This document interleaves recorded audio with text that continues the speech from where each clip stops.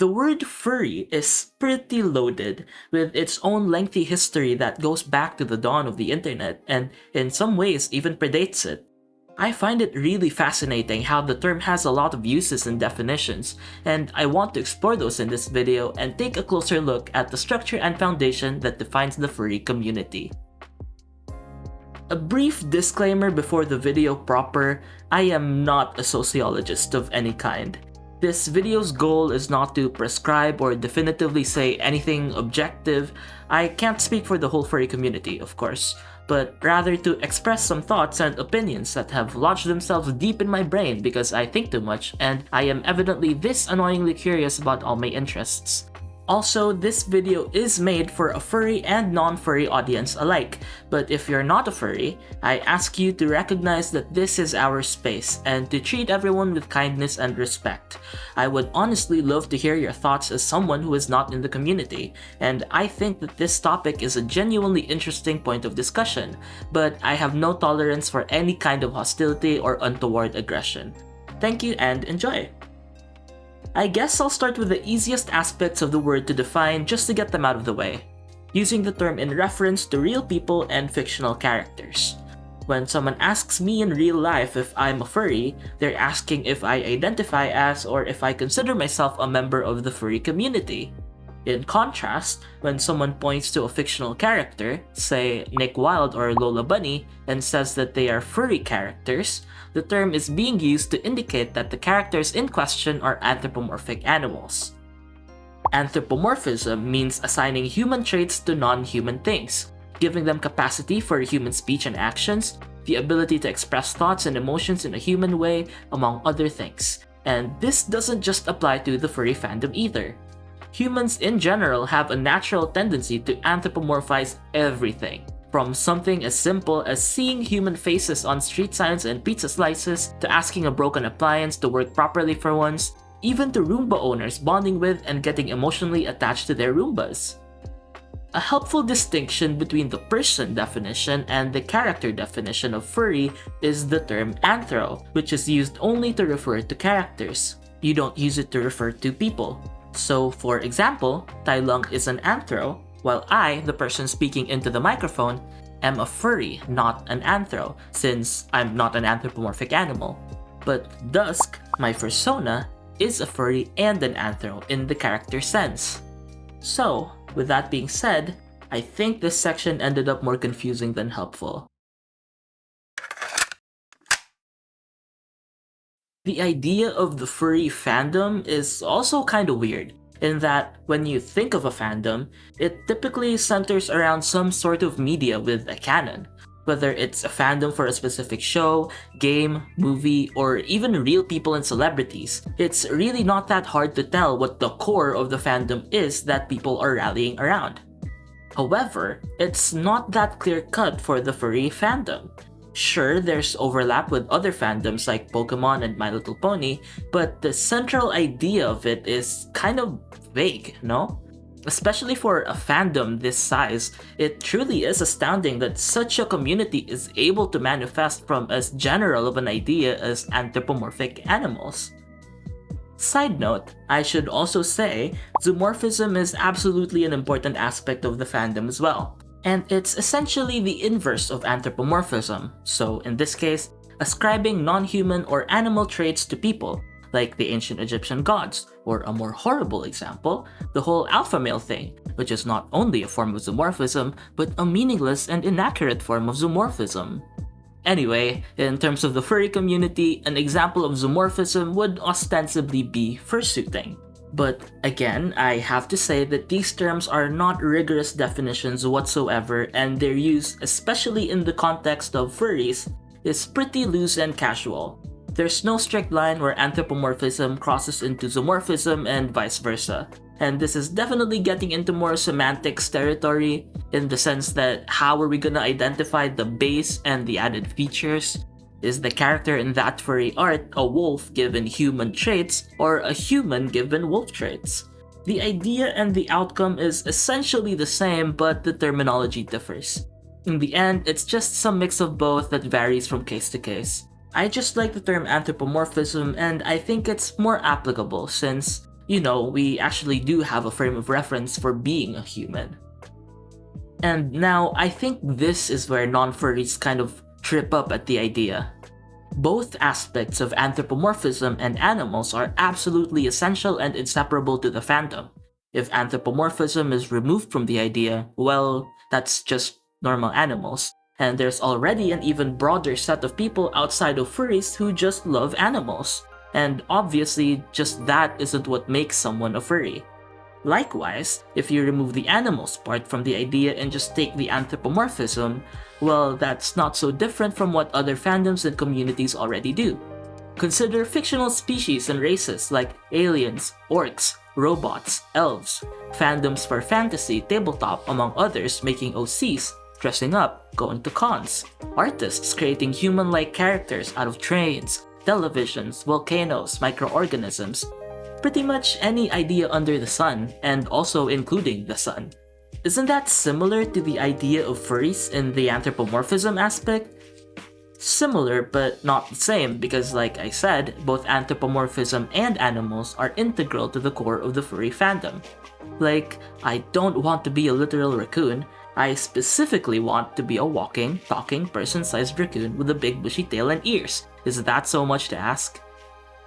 So, wait, if the stuff that furries do are already kinda similar to the stuff other existing fandoms and communities do, then why are furries like that? Why do furry media and the furry community have a certain vibe around them that's very different to other communities with similar aspects? This is where I make my case that subculture is a more accurate descriptor of the community compared to fandom. But why? What even is the difference between the two? Well, defining subculture is pretty tricky, as is anything pertaining to human categorization and labels. There are a lot of definitions out there through decades and decades of study and research, with many conflicting ideas and personal biases to take into account, but the way it most makes sense to me is thinking about the subculture's relationship to the grander culture, which is also the point in which a lot of the prevalent schools of thought regarding subcultural theory converge. My main resource for this part is Subcultural Theory, Traditions and Concepts, a book by J. Patrick Williams, but I also particularly like Dick Hebdish's perspective on it in his book Subculture, The Meaning of Style, which is also cited by Williams, and the journal article Rethinking Culture, an Interactionist Analysis by Gary Allen Fine and Cheryl Kleinman. I'm gonna be simplifying a lot here for the sake of brevity and to make it easier to grasp, but I do highly recommend giving the resources I mentioned a read for a way more in-depth analysis and even more nuance that I won't be able to capture in this video. All the links will be in the description. But basically, subcultures form and develop through resistance of and/or marginalization from the mainstream or larger culture. Because of circumstances reinforced and perpetuated by the systems and powers that govern society, people, especially young people, seek or create subcultures as a symbol of their refusal to assimilate into the larger culture and as shelter and community from the marginalization that they face. In turn, these communities develop their unique style, as Hebdish puts it, in their language, traditions, art, values, and more. This style collectively serves as a symbolic representation of the values held by the subculture and the shared identity between its members that distinguish them not only from the mainstream but other subcultures as well. Think of the punk subculture, for example. Aggressive lyrics, patchwork fashion, graffiti, all stylistic expressions of their ideals about rebellion and freedom. Another example is the ballroom subculture, formed by queer people of color where they held competitions and performances in drag, subverting cultural gender roles and celebrating their identity. Now, let's look at the furry community through the lens of subcultural style. The furry vocabulary includes classics like "Oh, whoa, what's this?", "Roar XD", "Glompsue", but also the terminology regularly used in the community, like furry and anthro, fursona, grey muzzle, yif, and many more. In terms of behavior, furries, especially fursuiters, are stereotypically known for being extremely affectionate and friendly. Furries tend to adopt zoomorphic tendencies in talking and acting, like howling, barking, and meowing. Furries are also known to be outgoing and even shameless, sometimes to an embarrassing degree. All of these behaviors and more can be neatly summarized by the scientific terminology invented by non-furries to describe these exact phenomena. Cringe. Furries typically are cringe and do cringy things. Furry traditions and art are inherently linked, like creating your own persona, for example.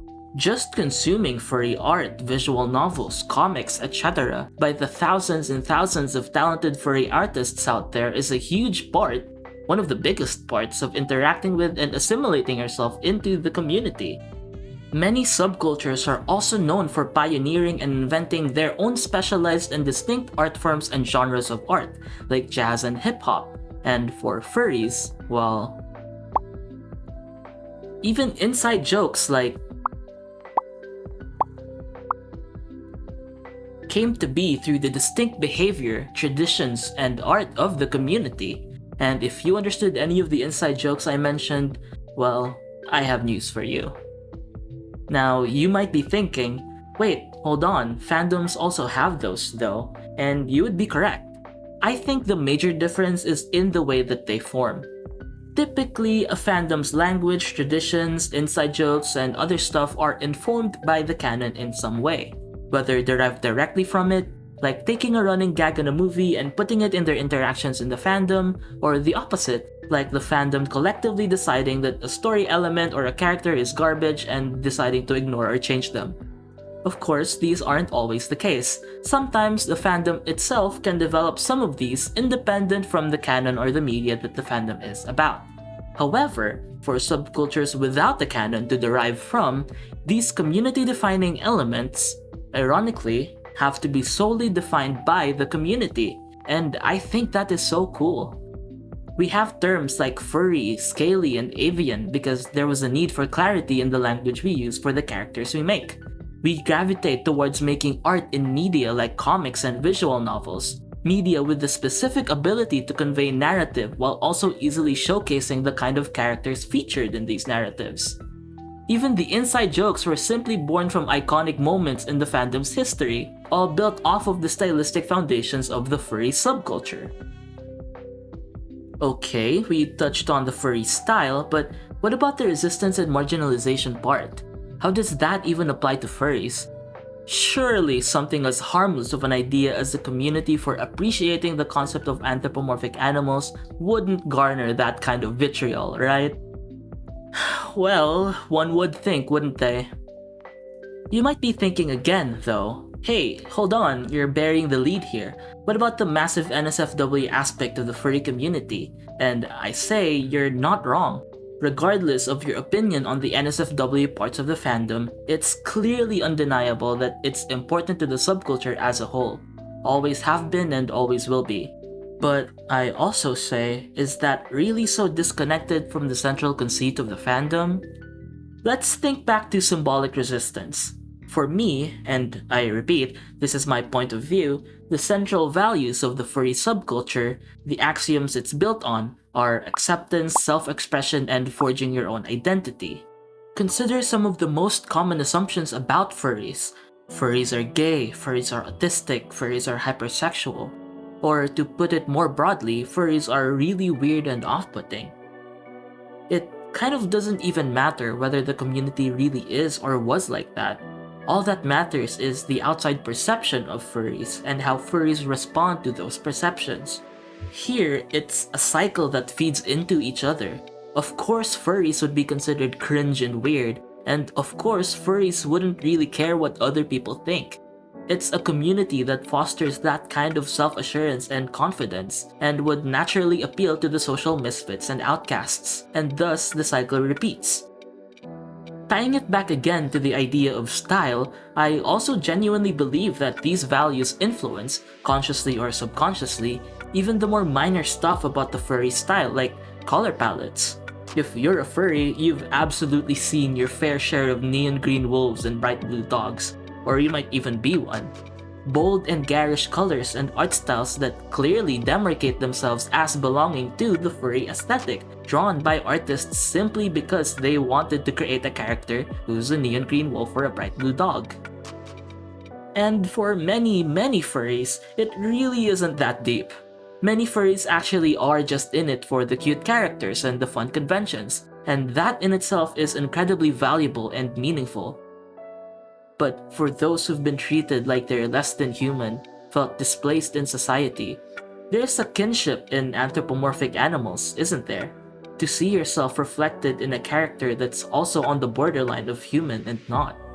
A subculture where you're literally encouraged to just create the kind of person you want to be, where the parts of you deemed abnormal suddenly come into focus, not to be shamed but to be seen, shared, embraced, and celebrated, where you can be perceived as less than by other people, but it doesn't matter because you know you deserve love and happiness exactly as you are.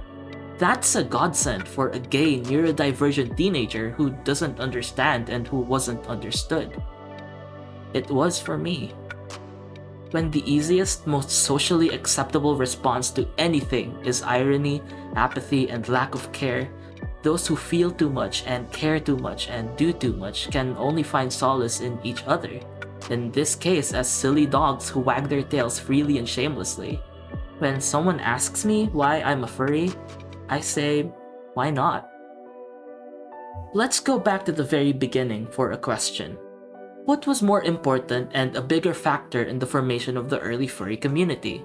The discrimination, like the ostracization of nerdy interests like comics and sci-fi, demographic-based bigotry like sexuality and gender, or was it solely just the core interest of anthropomorphic animals that initially brought them together? When the room parties happened in the mid-1980s, did they realize that they were among people who shared similar values and faced similar social stigma? You'll probably never know the exact answer to those questions, but, well, does it matter which came first? I ask because regardless of the intent and social consciousness of those who were there in the community's earliest forms, it still arrived here, with decades worth of values, beliefs, and practices, styles and symbols stacked with, at this point, almost intangible and difficult to articulate, yet inseparable and inherent meanings. The average furry isn't going out there thinking, ah yes, today I will draw two gay cats kissing to symbolize my resistance of heteronormativity. Or, today I will wear my fursuit outside to represent my community's values of acceptance, openness, and being earnest. But when someone sees those, furry or not, the meanings are still there. The signals are baked into the practices, traditions, the style of furries, a comforting reminder for other furries that they're not alone, and a jarring and off-putting sentiment for a lot of non-furries as we proudly display the mantle of our shared identity.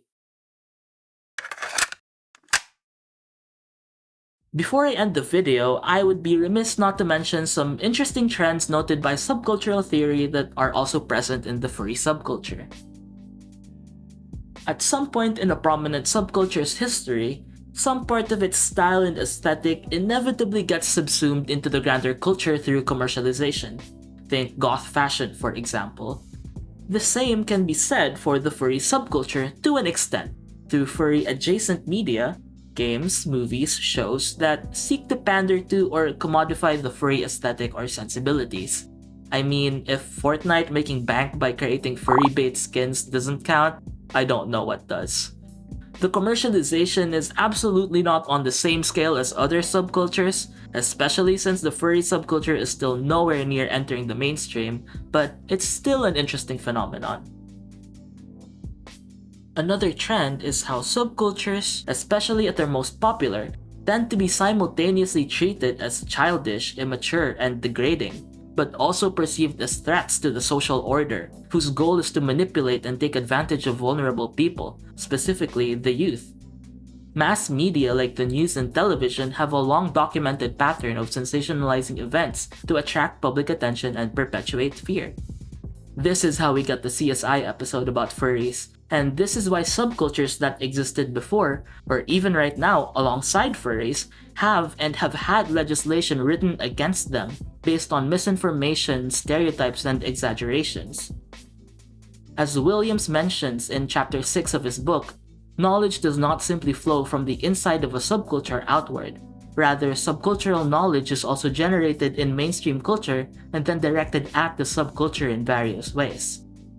Interpersonal communication has been and always will be an incredibly powerful tool to disseminate information. Rumors and hearsay do build ideas about subcultures, especially when created and repeated by the dominant culture for the members of that culture, who would naturally trust their media and social spheres. The current moral panic about furries is just one link in a chain of moral panics, a part of an endless pattern we've seen time and time again, from jazz to drag. But I'm sure this time, furries really are the evil masterminds corrupting the youth. There's a million different topics I wasn't able to touch on with this video, and a million more I'm not even aware of, but this community truly means the world to me, and I hope this video gave you some more understanding and appreciation, not only for the furry subculture specifically, but the way subcultures form and how they work, as well as their relationship to the culture they're a part of. There's always a lot more nuance and information to be gleaned from studying anything and keeping an open mind. So now, I have one last question. Is being a furry just a hobby, or is it an identity? Should we keep it to one or the other? Why do furries come out as furries?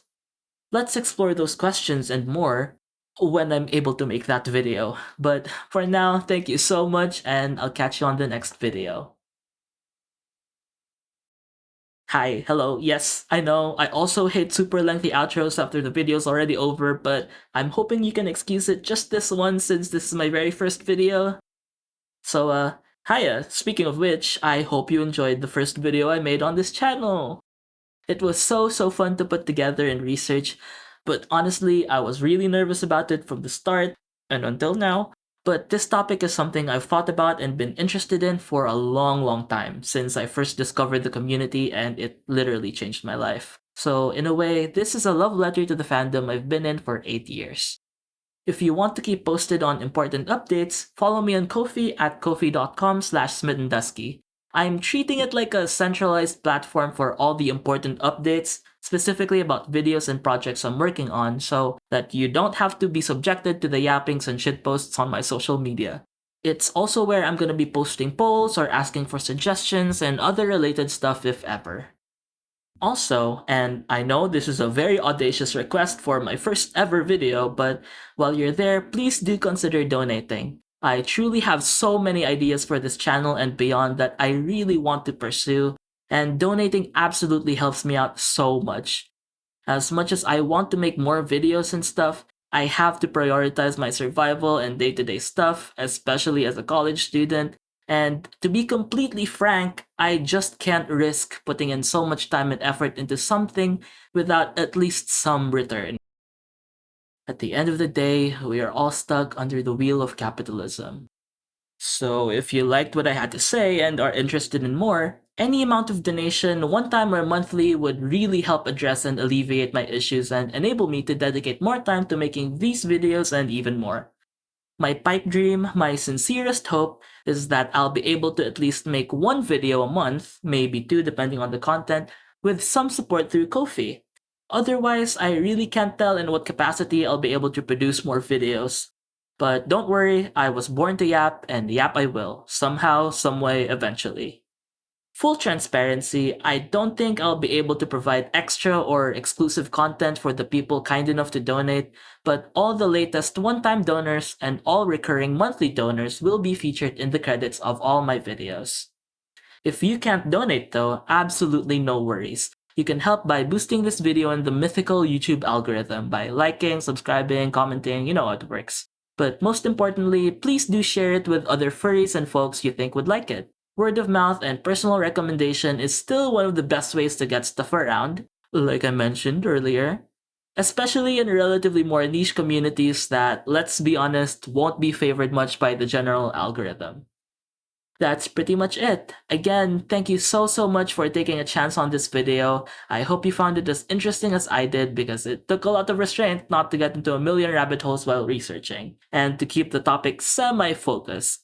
Anyway, one last thing, look out for a post on Ko-fi sometime this week because I want to do an opinion and interest check on another project I've been thinking about. So stay tuned for that. Oh yeah, I also stream on Twitch and stuff. Okay, that's it, bye. Everybody wants to be a cat, 'cause 'cause a cat's the only cat who knows where it's at.